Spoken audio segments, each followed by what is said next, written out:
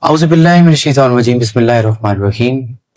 Today we are here for a very special podcast program, and the topic of this program is Edtech Talks, the new perspective. If we see the world, now we are living in a new world. The world is changing. Technology is disrupting. Technology has disrupted everything. And if we think that it is not going to disrupt education, so that means we are living in a fool's paradise. And for this, we have organized a very special program today. And in this program, we have a very profound guest, Professor Dr. Nadeem Sheikh. Currently, he's serving in International Islamic University as a vice president. And he has a enormous amount of experience, not only in Pakistani universities, but he also oversees number of schools in Pakistan.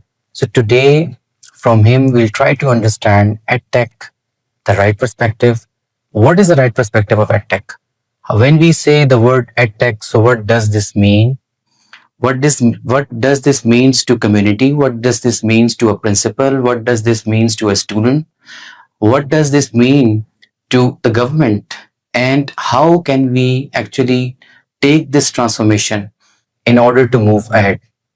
So I warmly welcome Dr. Sab today for giving us time, and we'll be learning a lot today from you about EdTech, about this transformation, and a lot which will definitely benefit not only the Pakistani youth, the owners of different schools, and the youth who's really confused that where they actually move and where they will go in the times to come. So I warmly welcome you and thank you very much for your time. Thank you very much. Thank you for inviting me. It's a pleasure always visiting Robotmea and interacting with you people. And I'm grateful that you have invited me for this session. Thank you very much. Dr. Sab, I would like to start with a very basic question. How you define EdTech and what is the right perspective of understanding EdTech? You've got the exposure of the Western world. You know what is actually happening in the Eastern world. And if we see the technological advancement which is actually happening, that is directly affecting on one side industries, and then it has got the impact on societies. So how you explain EdTech in a very simple explanation and how we take it? Yes, the thing which you are mentioning about is the technology and its integration or addition into the educational networks. So education, as we think of today, is the teaching learning process that is training our youth people and develop them into something which is more resourceful and meaningful for the society. The technology integration, it's been there for many, many decades, actually. When we talk about how different technologies have evolved with the passage of time, let's say that the use of radios or recorders, video players, CD players, they have come across into the educational networks since maybe 1980s and early 1990s. So we still remember that some of the clips was shown to us in the classroom when a videotape was used on a VCR by some biology teacher to show how a cell or bacteria would look like. So it's there for many decades, but with the passage of time, as the technology has evolved, with the evolution of technology, this EdTech has become more of a commercial name rather than how teachers have been co-piloted or assisted with the help of technology in terms of teaching learning process. So it's not a new thing, but it's been there for many decades, and now it's becoming the talk of the town, actually. And how you relate it with the current times to make it clear for our audience? So what has happened over the past, maybe last decade, that there are certain technologies which have sprung out from some basic ideas, and they have started to impact our daily lives. Every time you are using a mobile phone, you are looking at different things coming out.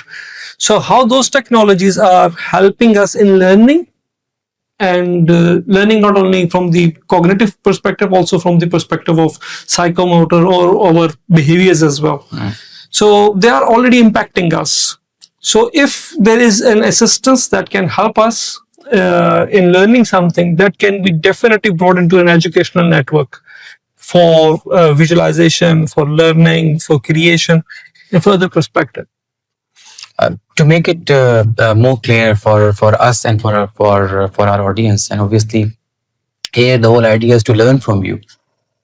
Don't you think that when we talk of edtech, so we always in our let's say in particularly here in Pakistan, we have limitized edtech with with let's say smart boards, or maybe with laptops or few screens, and we are thinking that it is basically an edtech. But if you compare it with maybe South Korea, or if you compare Pakistan with Chinese educational system, so for them it is totally a different thing. Yes, that's what I'm trying to highlight. The technology, the perception of technology is different. For example, if you talk about what industrial requirements are here in this nation, in this country, they are different from what China is doing and South Koreans are doing, and maybe in the Western world. So their requirements for the society, they have a different requirement, and we have a different setup and requirement, because our educational networks and institutes, they're not really having that kind of broader perspective. So for them, maybe a smart board or a use of a laptop in the classroom, most of the people, they are impressed with that. But for example, in China, when they say that they are using AI as early as in the age of 6, that is a societal requirement and thought process which is embedded into the society as well as in the government, and they have brought that change into the educational network. So yes, you are right. From the perspective, there is no clear definition of an edtech as per se. That depends on numerous things, from costing to the availability of the technology and the availability of the human resource which can integrate that into, infuse that into the curricula. But yes, there has to be a benchmark, or there has to be a need-based analysis that what minimum level of technology integration do we need, and call that as purely an edtech. And if you see the global perspectives, and we see the socio-economic impact which our educational system is actually making in our country, and we compare it with maybe few economies. I'm not saying that we compare ourselves with the US or big or giant economies. What kind of minimum benchmark you think, according to your knowledge? And why I'm asking this question, because you remain the dean of a faculty of engineering and technology at International Islamic University. You have supervised and seen Institute of Professional Development, where you used to look after almost 100 plus campuses. You also have got the profound experience when it comes to research. You're among the top 2 research, I would say, 2%. Top 2% researchers, yeah. Global researchers. So on one side, you know what research means, and then research towards commercialization. You know what is actually happening inside the schools, inside the classrooms. Then you also know what our faculties are doing. And if we actually try to relate it with the situation, so the stats are not matching with the current needs. As you said, that our needs are different from the Chinese needs, or our needs are different from Koreans, let's say. But if we see, so at this point of time, unfortunately, 27% of the engineers are jobless. Now, recently, if we see 30,000 doctors are jobless. I mean, MBBS doctors. The most shocking thing is that almost 5,000 PhD doctors are jobless. True. On the other side, just last week, I met someone from Huawei, and he told me that from Pakistan only we are looking for 300,000 industry ready individuals, but we're not finding them from Pakistani universities. Exactly. So how you relate the situation? I really wanted to learn from you that what is the challenge which we are facing, and why we are not moving actually in the right direction. So you just hitting the bullseye. After you admit your kid at an age of 3 or 4 years, into a school. And once he or she would graduate from a university, it is around 20 years of educational network. And still that kid is not market ready. This is what I've been telling people, that after spending one term in the Faculty of Engineering and Technology as dean, the employers would come to me and say that your kid is not market ready as yet. So what exactly is needed? The education network, as we speak of as of today, it is a cascade. So it's kind of a waterfall. So it is coming down from a process that start from that elementary level to higher secondary to the university, and that's the third. And then even the BS degree is not enough. Then people pursue MS and PhD, and still that process is a kind of a waterfall. But on the other hand, there are many educational networks across the globe. They have bypassed that complete and entered into more of an agile approach rather than a waterfall approach. So what skills are required? What markets are demanding? And if we want to change anything in the waterfall technology or method, that would require a certain change, and it will take time that flow to come down and impact. So for example, if I introduce a AI course or robotics course at a grade 5, so if we follow the same analogy of a waterfall, so before that girl or kid would reach age of 25, 23, at that time the new technological advancements would be in the market. So instead that we teach them technology, we need to teach them those skill sets that are required for the unknown future. So we need to prepare the kids for the unknown future, what kind of technology, what kind of traits are required. That's important. For example, critical thinking, system thinking, product development, innovation, problem solving. Now these are keywords. But if we map them with our educational theory and whatever we are teaching in the curricula, I don't think there is a direct map. So for example, if I ask a matriculate student that what kind of problem you are going to solve for the society, for your home, you won't find an answer from him. He can solve maybe a linear algebraic question or write a good paragraph, maybe in Urdu or English. But if you ask him to solve a certain problem, he or she would be incapable. So we need to think that by integrating different types of ideologies, maybe even the Edtech, if you are not really providing that ecosystem or atmosphere which is needed for that kind of learning, that is another skill they have learned. Whether it is fruitful or not, that depends on what skill sets they have achieved. So in this situation, as you brightly indicated, the skills which we need to thrive, let's say, as you said, critical thinking and system thinking, innovation, entrepreneurship. I mean, if we need to actually teach these skills to our students, so what kind of ecosystem or an enabling ecosystem that needs to be developed inside the school to actually reach to a level where we can actually bridge this gap?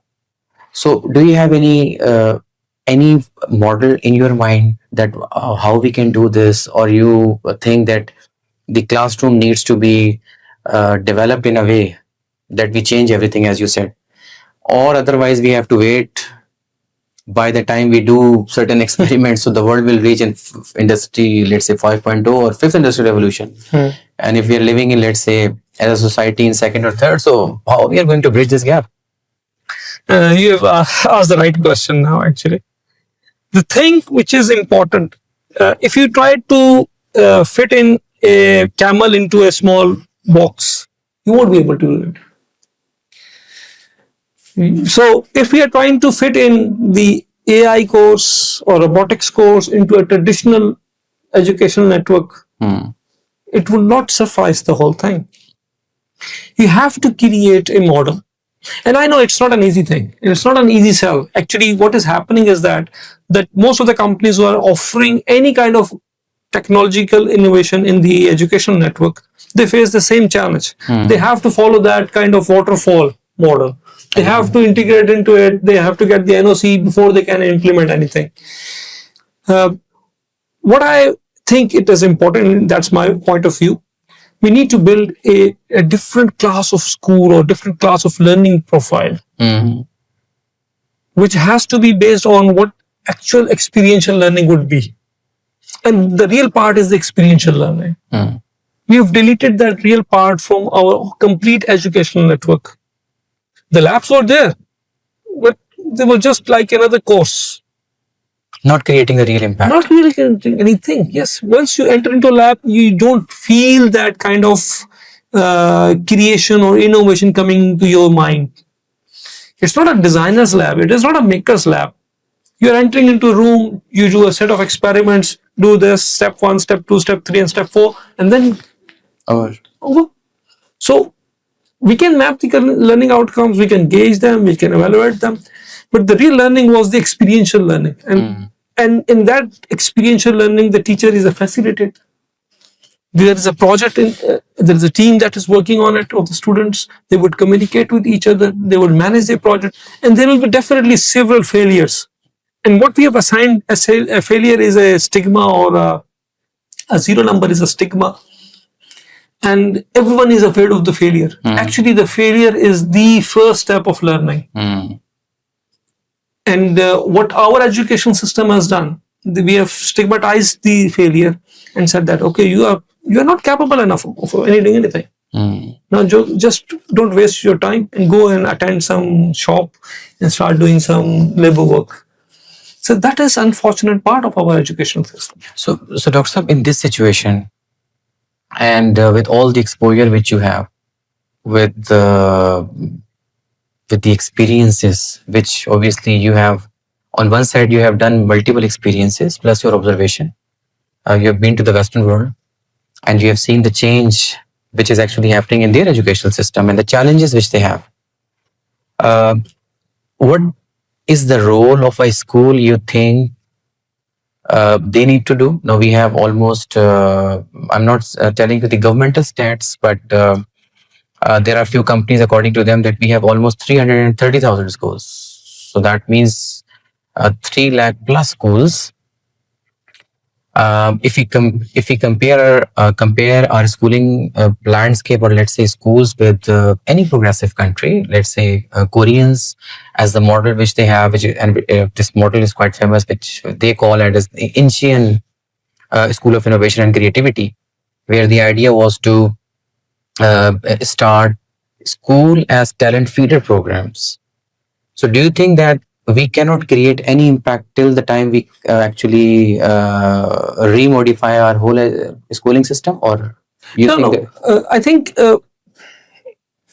the way we are trying to look into this problem, the approach we are trying to use, that is a problem. The educational networks, they are there and they are offering many important perspectives. They are offering that access to education, access to information that was otherwise might not have been available to people in those far-flung areas which are really not on the network. But educating them in terms of basic minimum level, that is one perspective. And making them ready for the job market is a different perspective. Let's say that the theme which we tried to bring in this country was based on the CDIO philosophy, which is conceive, design, implement, and operate. Now, this is the kind of thought process that was developed in the USA, in Stanford. And they said that the engineering, which is dying field in Pakistan at the moment, you just mentioned in your intro actually. Last night I was shocked when I looked into the numbers that about less than 7,000 people applied for engineering positions of BS engineering programs in the KPK. And that is the all-time lowest. And if just we think that after a few years we will be running out of engineers for civil engineering, for mechanical engineering. Why I'm saying that?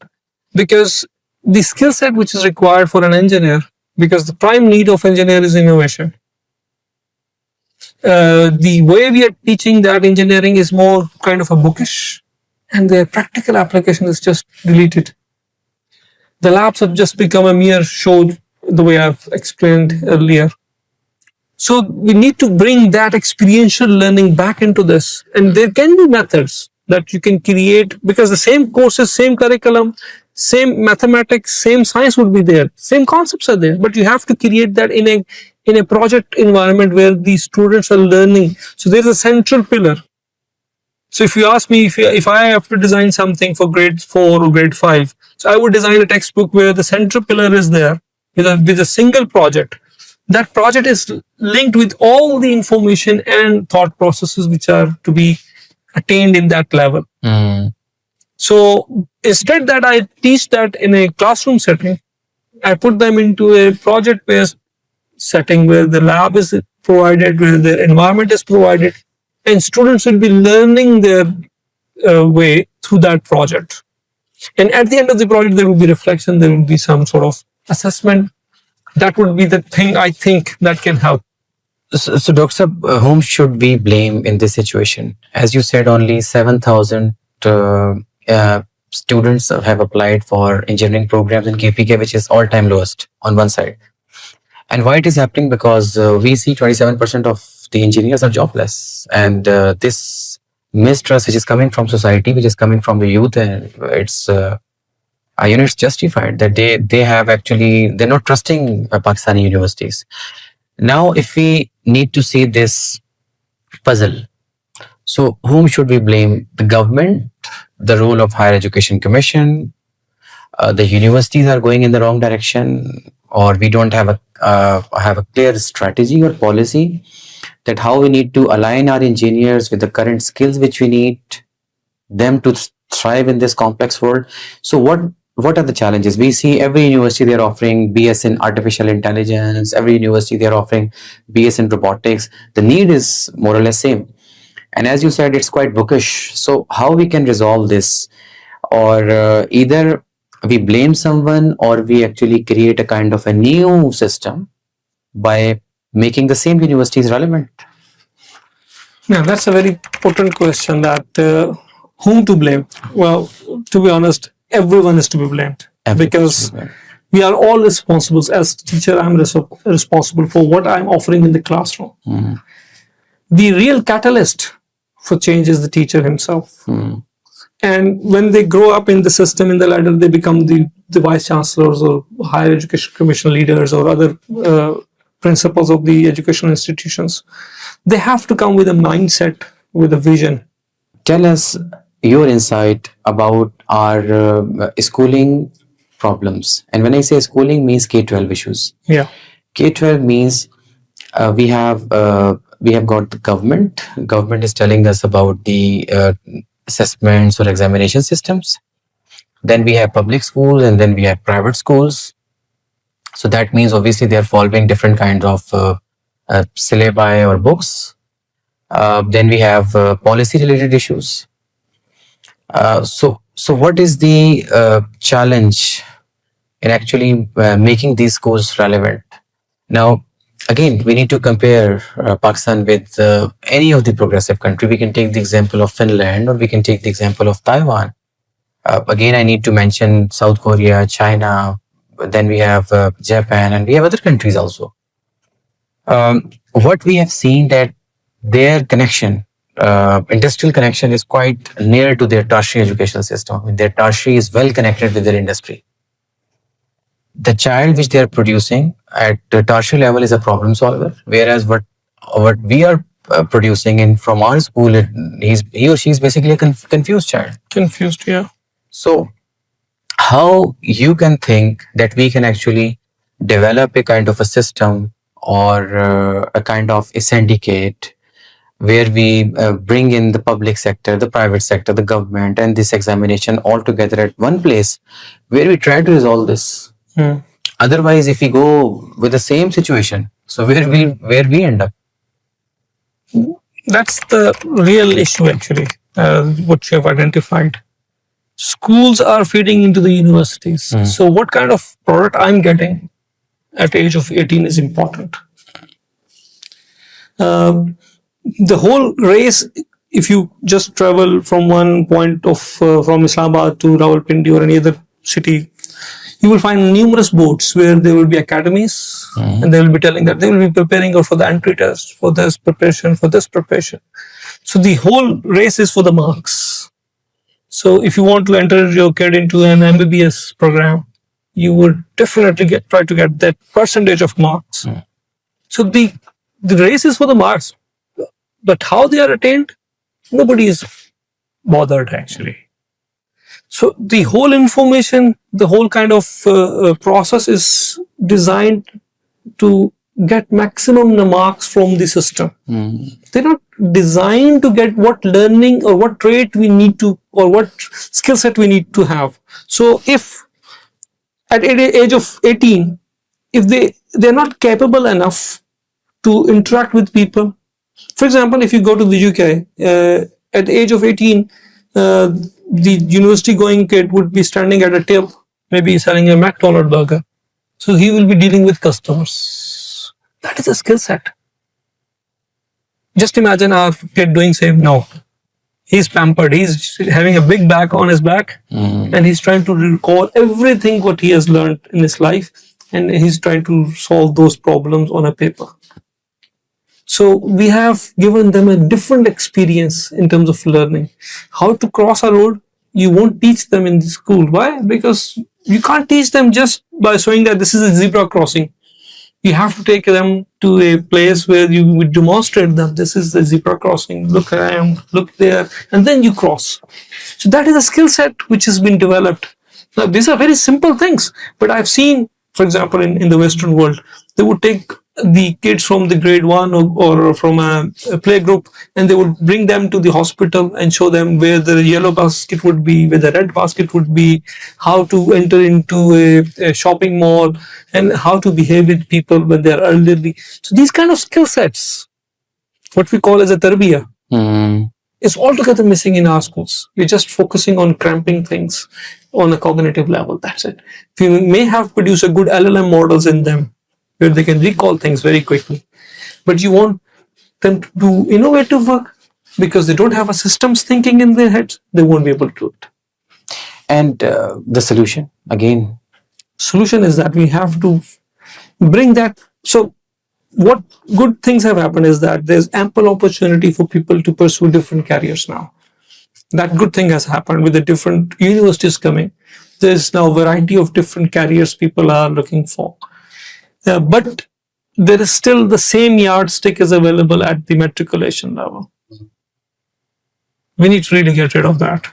We have to provide them opportunities to enter into different domains, different streams, by not blocking them on the basis of the percentages, but allowing them that this is the facility which is available for you.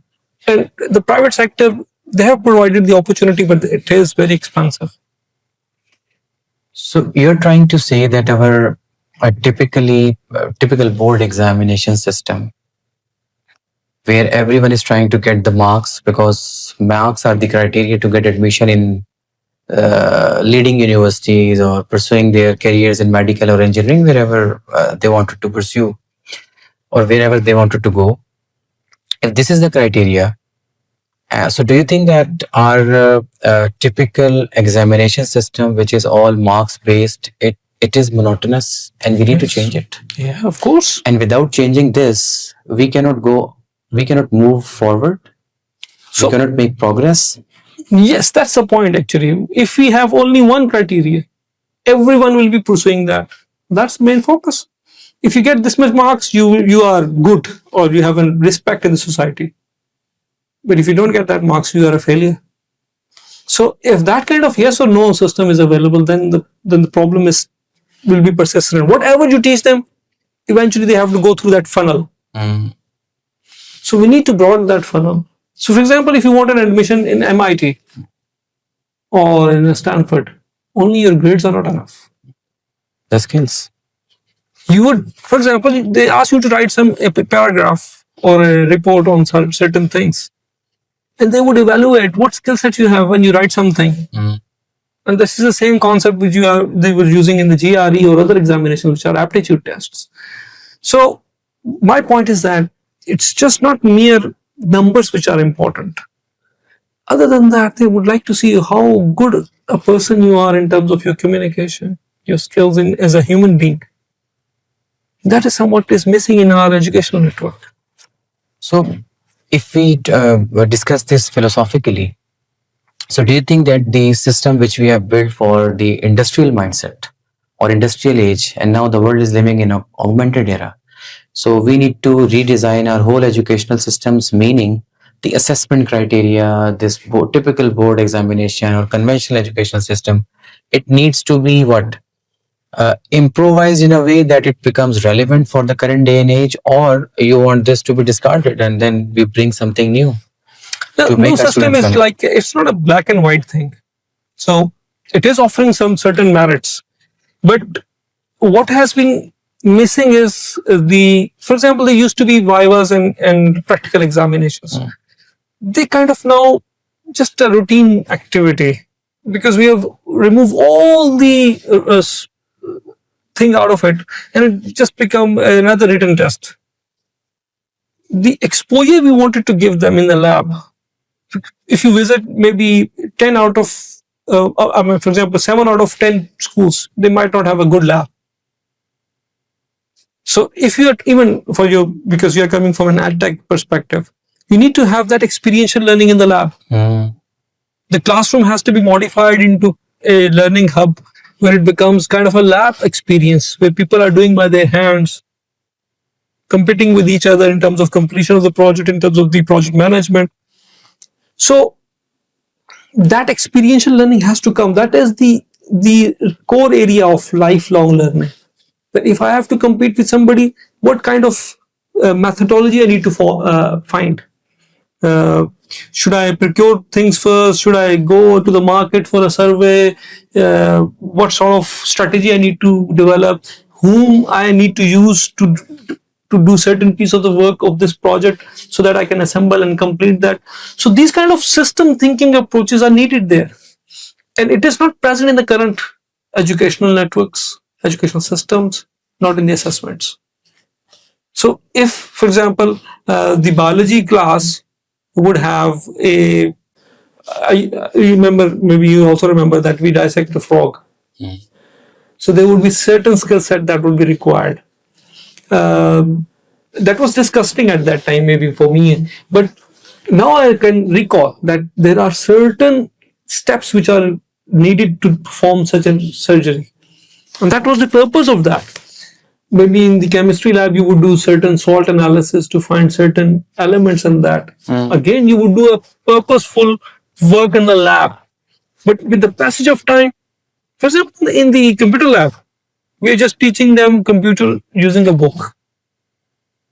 Computers is not in the book, it's a skill set which is to be taught or learned by practicing it on the computer. And when you look at the infrastructure available in most of the schools, I'm not talking about F6 or Banigala or high-end schools. I'm talking about somewhere in Edtech or other smaller peripheries where those opportunities are not available. They're just learning computers on the book. And the exam that is coming is what is a microprocessor? What does CPU stand for? That is not required. So in this situation, I have another stats to share with you, which is again, unfortunately, I'm sharing very horrible stats with our audience today.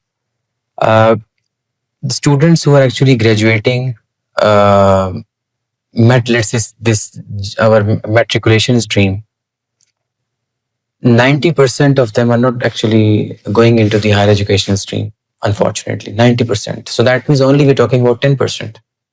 And from those 10%, we just imagine the number of unemployed engineers and doctors and then other domains.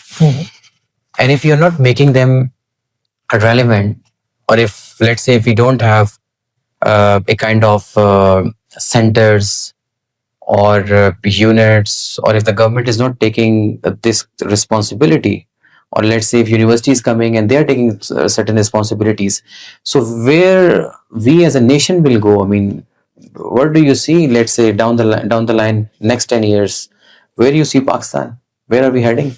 To be honest, if you ask me as a parent, not as a teacher, I don't see this educational network to be fruitful for my kid. So that means you're not going anywhere. We are going in the wrong way, actually. Not in You're any way, but actually in the wrong way. If we consistently follow the same strategy, we are not building those people who are useful for the future. And if they have no space for themselves, they would blame us, our generation, that what we have created. For maybe 25 years back, the system was still useful. They produce us. But what is going to happen in 5 years' time? We don't know. So we have to prepare those kids for that future which is unknown. I don't know what new technology would come in 3 years' time. We never knew what was GPT before 2021. All of nowhere it came up. And now we are GPTing, not Googling. Yes. So that's the reality. Within the passage of few years, things have changed. And similarly, if within the passage of few years, if the universities don't adapt to the new reality, if the education networks do not adapt to the new reality, they're going to be discarded. And you see a disaster? It's already there. I just shared number with you. In 4 years' time, when these engineers would be lesser in numbers, so the whole nation building process rely on engineers. Your defense production lies on them. Your civil development lies on that. So how would that suffice the requirement? We have so many atomic energy commission plants, power producing plants. So where would they find engineers to operate them? They won't be able to do it. So we are going towards a disaster already. And so what this 240 plus universities, what they're going to do in this disaster?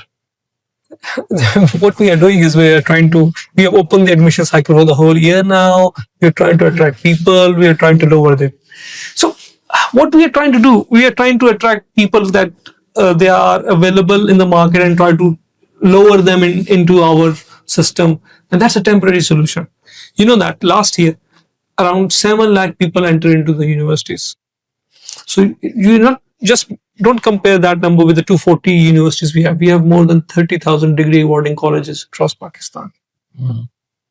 Just add that number and you divide those 7 lakh with that. You would find that it is a very small number which is coming in. For the pursuing of the tertiary education. That's a professional education degree. So those who can afford, they will fly and go to Dubai or US or UK to pursue a degree. Those who can't afford. So definitely there's those international diplomas and skills that can be offered from different very expensive places. They are hot in the market for this reason. So now let's see the progressive world. Let's see the successful world. China, their trade surplus, export surplus. It was in 2025. It was $1 trillion, nearly $1 trillion. Almost our economy is $400 billion. Yes. Their surplus is $1 trillion. If we see another stat, the market cap of emerging technologies again in 2025 was $157 trillion. The year 2025 was the year of producing the maximum number of billion-dollar companies across the globe. China and US, they are planning to spend $1 trillion in Edtech. Where you see Pakistan in this disaster situation? Where are we heading? So you just told us the numbers and they reflect for themselves. So if you talk about China, they have a vision. So they are pursuing a plan. This is their plan and they're pursuing that with consistency. We don't have a plan. And unless there is a plan, we can't follow one. There's no track. So myself, I can introduce few things. I can introduce something in my course. I can influence few people to learn new things and change their attitudes. And I think the most important point is, first, I can't provide each kid with a laptop or with the opportunity or access to there's a digital divide. But what I can do, I can provide each faculty member, each teacher with the essential skills. So they can think beyond what is there in the textbook and have a broader picture in their mind. Why I am here to do what job I'm doing, where I am fitting into the global picture and into the system. So the lack of system thinking, that is a core reason. We just do just remember this kind of item in the curricula, and this will appear in the exam, and you will get this much marks, and that's our objective. What we are building at the end of the day, that's not our objective. In your point of view, the most important person is the teacher. Yes. Teachers empowerment, teachers capacity, Their capacity building, Yeah. their professional development, their personal development and growth. I mean, this is the most important. This is what you are saying. In this whole change, or maybe in this paradigm shift, so the most important person is a teacher, and in order to make the youth relevant, you need to make the teacher relevant first. Yes, he is the To get mentor. this impact. He is the mentor. He's the man. So he is spending time there. So if his focus is to just get numbers, yes, that is a societal focus as well. We need to remove that barriers as well, so that the teacher is not pressurized. For example, if you ask me if my students are not producing 90%, so people will be going to that teacher who are producing that. That's the race of the academies actually. So as a teacher, my focus is that, for example, if you bring a very dirty shoe to me, so as a cobbler, I will spend time on it to repair it and make it more useful. So that is happening with our youth. If they are not really working hard, so you need to bring good teachers, good cobblers who can mend them. Thank you very much, Dr. Saab, for your time. Thank you very much for this wonderful session. And I hope to see you again on the same very important platform. Thank you, Burhan, for inviting. Thank you very much. So nice of you.